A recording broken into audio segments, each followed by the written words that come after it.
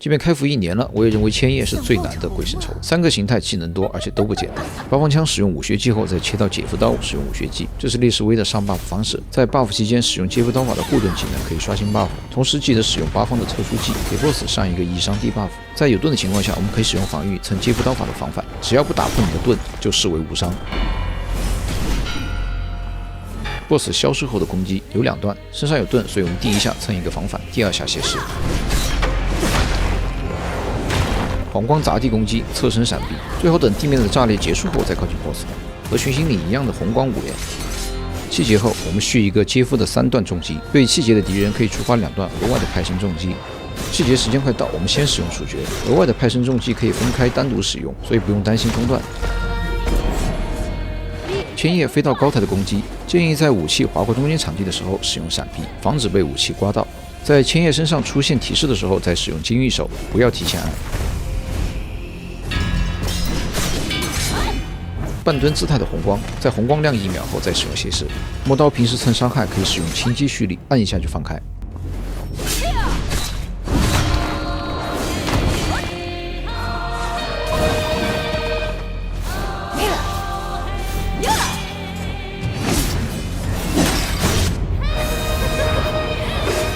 2阶段的黑发千叶较多使用镰刀武器近身攻击，不熟悉的朋友可以多把注意力放在他的武器上，在镰刀快轮到你的时候进行规避。根据提示使用金玉手打断 BOSS 的动作，在2阶段 BOSS 黑发状态下，建议就不要主动去使用金玉手，尽量留着处理这个机制。这个背身镰刀动作，镰刀5连，注意斜视节奏2+2+1。红气蓄力，这是一个多段技能，不过正好它气节了。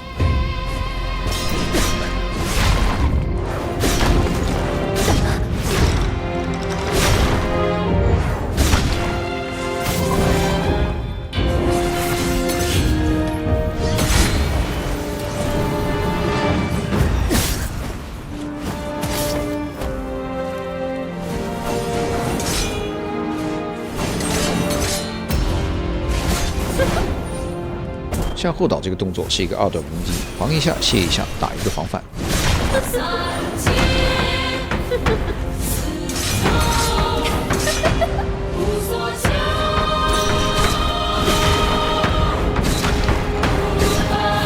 血量过半转到白发形态。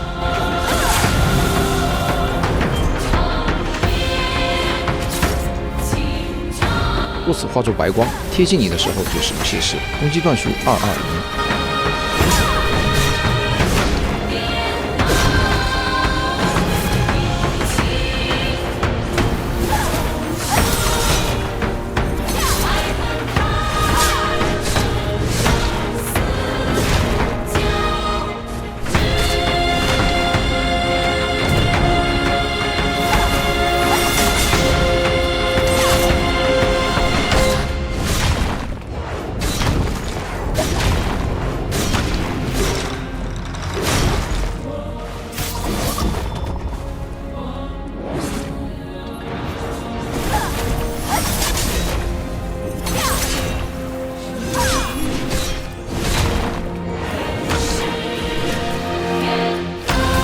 BOSS 闪现到你面前，扔出武器之后再去远离升天，这是一个砸地的黑金黄光技。在黄光闪烁1秒后，使用金玉手躲避第1段下砸攻击，再过1秒使用闪避躲避地面炸裂伤害，成功处理掉这个技能就基本通关了。